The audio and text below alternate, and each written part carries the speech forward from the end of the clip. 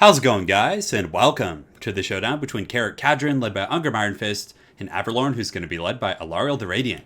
So let's jump right into this match, guys, and have some fun. So up here in Vanguard, I do have three groups of miners with blasting charges. So I like them as a front line and a bit of a skirmish unit. You can run them up, throw blasting charges, and if you are on a map where there's line of sight issues like this, you can send them up as a bit of a kind of a scouting party. And you can see here that the High Elves do have a bunch of missiles. They have Eagle Claw Bolt Throwers, they have the Everqueen's Court, Sisters of Averlorn, so pretty much all of the new armor-piercing missiles for the High Elves. As such, I wanted to have a couple groups of miners just to kind of run up the hill, scout out my opponent, and give me line of sight for my artillery in the back line.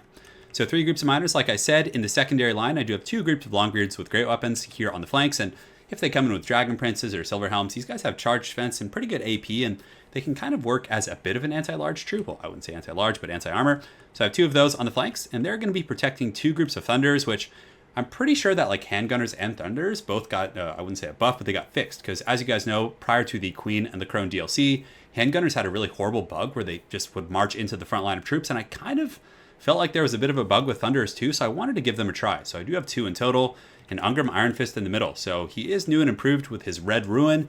So if you can get on an enemy lord or high value target, or especially a monster, he gets 60% weapon damage and 60% AP, so he can just become an absolute slayer, as his name would infer here. We do also have two runesmiths, so now that the Tormentor Sword is off of Thanes, you kind of have to improvise a little bit, and we do have two runesmiths here with the Rune of Wrath and Rune on each of them, and this guy also has the Rune of Negation. We have Dragonback Slayers here, which I still think are worth getting, even though AP is very good against the High Elves, simply because they have a slowing effect. And then, guys, the moment you've all been waiting for, the Giant Slayers. So these are the new Slayer units. Really good armor-piercing values, 36 out of 46 AP there, which is really good, and a bonus first large of 30, which is just a hot fire. In the back here, we do have a Goblobber here to take out archers and elite troops, an Organ Gun to take out cav, and two miners and auxiliary defending those guys. That's it for my Jawi forces. For my opponent here, Averlorn, he does have the Alariel the Radiant. He has the Everqueen's Court Guard, which, despite their magic damage, I mean, what, 25% off the 32 weapon strength is still pretty good.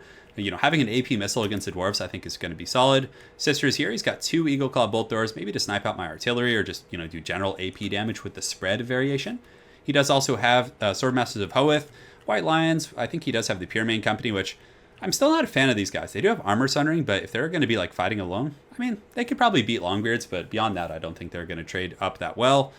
He does also have the White Lions and a couple of groups of Dragon Princes. So Dragon Princes can be very devastating if they can get those good juicy charges on like Miners and Thunders and things like that.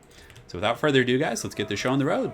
So right now you can see initially I'm having to send my Miners because at this point all I see is Alariel, and obviously I forgot to take my artillery at fire off will, so you can see the goblins are on a bit of a flight path at Alariel here, but it's going to be a big swing and a miss there. So I wasted a little bit of ammo, but I will be saving that. In the meantime, these miners are they hidden? Yeah, I don't think my opponent can see them yet because of the way the mountain is set up here. So they're going to be advancing up the hill here, and you can see now they're spotted. So the Sisters of Averlorn are just shooting in. But on that note, now I have line of sight, so I can start shooting these very expensive archers with my Goblobber, which hopefully will do a pretty good job. And we have a Goblin coming in, and let's see how he does. A swing and a miss, unfortunately. So yeah, they're trying. They're calibrating their aim back there. Anyways, the miners are pushing up the hill. I should be able to get some sweet blasting charges in just a minute, and that's what's so good about them, is that it's going to force his infantry forward, and if he doesn't, I'm going to get some pretty good blasting charges. So Alariel coming in with her Unicorn Rainbow Power. Well, she doesn't ride a unicorn, but did she just looks like she just did like an NFL stiff arm on those guys. Well, that's kind of like the Gandalf thing from Lord of the Rings, the Return of the King, where he chases off the Nazgul. It's kind of cool looking. But anyways, I keep pushing up the miners. I'm just like pathing them aggressively. I really just want to get those blasting charges on the Eagle Claw Bolt Throwers, or whatever else I can hit back here. So the Dwarfs are going to get those off, which is going to be really nice. So I get a full volley of blasting charges right into these Eagle Claw Bolt Thrower crews, which is great value. Now, at this point, I knew these guys weren't going to get away, so I'm just going to send them in. Although, you know, honestly, his infantry were a little bit far back, so I probably could have retreated, but I decided to just go balls deep, attack this Eagle Claw Bolt Thrower, and see what happens. In the meantime, his Dragon Princes are coming to try and take advantage of my isolated miners here, but my Organ Guns are going to retaliate, so it's going to force him back, which is going to be pretty good for me. Right now, just playing a little bit of a Dwarven geometry, so just slowly moving my forces up, looking for opportunities. Unfortunately, my miners did fall, but I was hoping they would break that crew, but again, High Elf Cannon crews, or even Bolt Thrower crews, even have a pretty good leadership. So right now, you can see my opponent taking advantage of the high ground, and you know, I never liked this map this much, although I feel like this map was in the previous one, I'm pretty sure, but maps like this, where like one faction can start like really close to the top, I always thought was a little bit annoying, but if anyone's going to have to start in the bottom, it's going to be the Dwarves are going to be good at it because they have artillery. They can kind of sit back a little bit and not be punished for it. So the Thunders are marching with their shields up, which is nice, wasting a ton of ammunition. Despite the fact that I'm taking a lot of damage, you can already see that the Everqueen's Court Guards, as well as the Sisters of Avalorn, well, more so the Court Guards, are running out of ammo, and the Bolt Throwers are also starting to get taxed a little bit. So some of the Thunder Fire coming in on these Dragon Princes who are kind of hanging out and waiting for an opportunity. In the meantime, I am pushing up my Thunders and some more Miners and some of my other troops to just pressure and, hopefully waste ammo, because they have shields. So I really don't mind these guys taking some fire from the Sisters of Avalorn. It's not a huge deal. I do also get a Rune of Wrath and Rune on the Dragon Princes, forcing them back, and you can see he's kind of alternating his two princes here, looking for an opportunity to get into the cookie jar. But I do have a lot of layers of defense. Longbeard's kind of hanging out. I got some Miners, which can obviously take some of that damage there. And here comes the firing squad from the Court Guards and all those guys on the high ground here. So I'm also pushing up the Giant Slayers, just under the support of the Thunders, just making sure they don't get compromised by Dragon Princes or anything. In the meantime, you can see this group of Miners who, were they up there earlier? I think this might have been the group that broke earlier, but they're going to charge up and try and get some blasting charges. And I'm also running up this group with the Runesmith to try and do some work. So if we take an overarching look at things, you can see it's a very skirmish-heavy battle. The Dwarven Thunders are just firing from the low ground, just trying to hit whatever they can. But I am slowly forcing my opponent forward with that Goblobber back there. And it looks like the white lines are going to be pushing down. I do have some Dragonback Slayers and Miners to kind of support, and if I have to, I can pull in these Longbeards. But I'm trying to just use my weak forces in the front to skirmish, and I knew most of his army was contingent on ammunition, and once he ran out there, I felt like I was going to be in a good position here. So the Dragon Princes do get the Rune of Wrath and Rune, and I am chasing with the Dragonback Slayers. That does force him off again, and it looks like he's trying to intercept me with the white lines, which would be very good because they're fairly heavily armored, and these Slayers have poor AP. The Organ Gun on that note is going to be kind of teeing off on the white lines right here. Let's see if we can get another volley. I'm pretty sure it's aiming at these guys. So here it comes in just a second.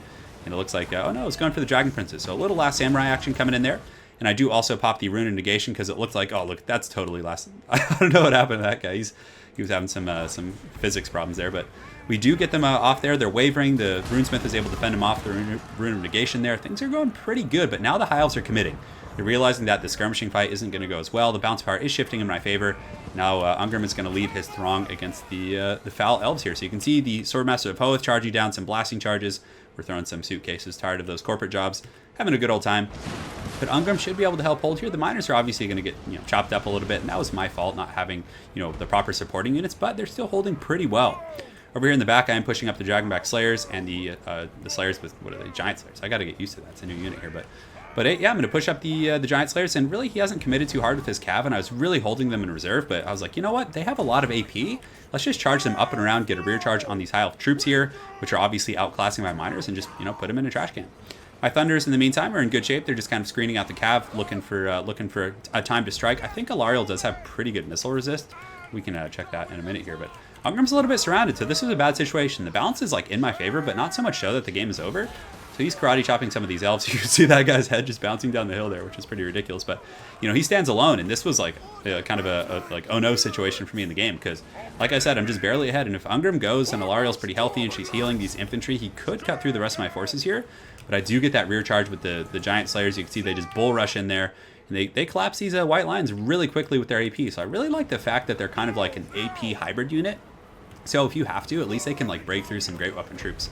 It looks like Alariel is going to be coming down the hill. The Everqueen's Court Guard are out of ammunition, so they're going to get in here with their magic bows and fight some of these dwarves, but the Giant Slayers are not going to have any of that. So they're coming in to karate chop these guys. And of course, their anti-large bonus will be pertinent against Alariel since she's on her horse.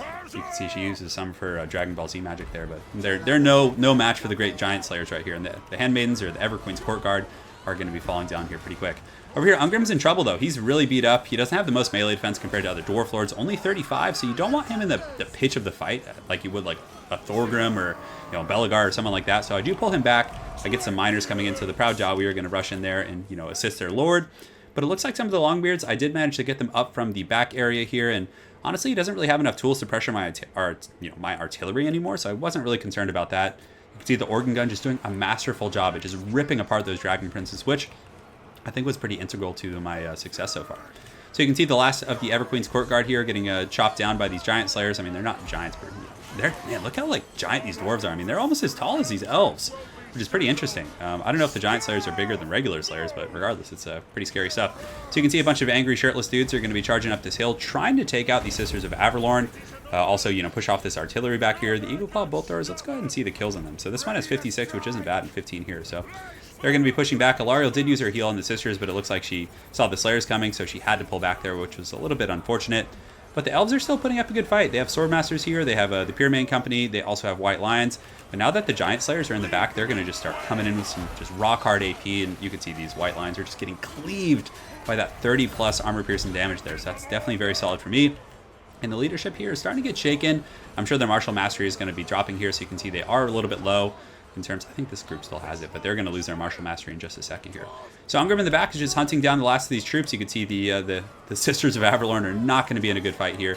Dragonback Slayers, even though they're meant against large, like they're very, very good against squishy infantry. And you can see the Sisters are just getting trampled by this angry horde of dwarves. And at that point, you can see pretty much things are going to wrap up. The last of the High Elf forces is surrounded. You know, the Lord is pretty much dead. That's going to be all she wrote. So hopefully you guys enjoyed seeing KARAK, KADRIN in action. I really like the Giant Slayers, even though like they didn't get that much action until the late game. Like, man, they did such a cool job at just taking down these like heavily armored infantry, which is something that Slayers always struggle a little bit with. Like Slayers, if you overcommit them, for example, like, yeah, I'm gonna get Slayers, I'm expecting dragons and cav and things like that, and they don't bring it, it's a bit of a wash. They just get like massacred by like low tier troops like that have any armor. But these guys, like, I feel like they could trade pretty effectively with great weapon troops if they have to. So they might be a little bit safer. Granted, they are so pricey, so it's going to be more of a niche pick, of course. But I really do like the Giant Slayers. And yeah, the Thunderers did a good job. Artillery was huge. The organ guns did well. And honestly, like, I don't know. I need to play more games, but I'm not too bummed about the Tormentor Sword. I like using the Runesmiths quite a bit with the Rune of Wrath and Ruin. And using that, it's a little bit more interactive play than, just an instant snare. But yeah, it was a lot of fun. And for my opponent's army, I think Alariel's always a good choice. Healing is good. Sustainability. The Sister of Averlorn, maybe just bring like one. Maybe just bring like the Court Guard and cut the other one. The Bolt Throwers were an interesting idea, and they did tear apart some of my infantry for sure. But I think, I don't know. I would probably cut the Bolt Throwers. I would cut one of these. I would maybe bring one of the Court Guard. Just get a couple more heavy infantry, and then really take advantage of Alariel's healing in the front line. I think that would be a little bit stronger. But again, I haven't played this matchup from the other direction so far in this patch, so I really have to take a good look at it. So very well played to my opponent, Claudia Jerusalem. Look forward to running into you again on ladder, and hopefully you guys enjoyed this Dwarf Showdown. Have an excellent night, guys, and take care.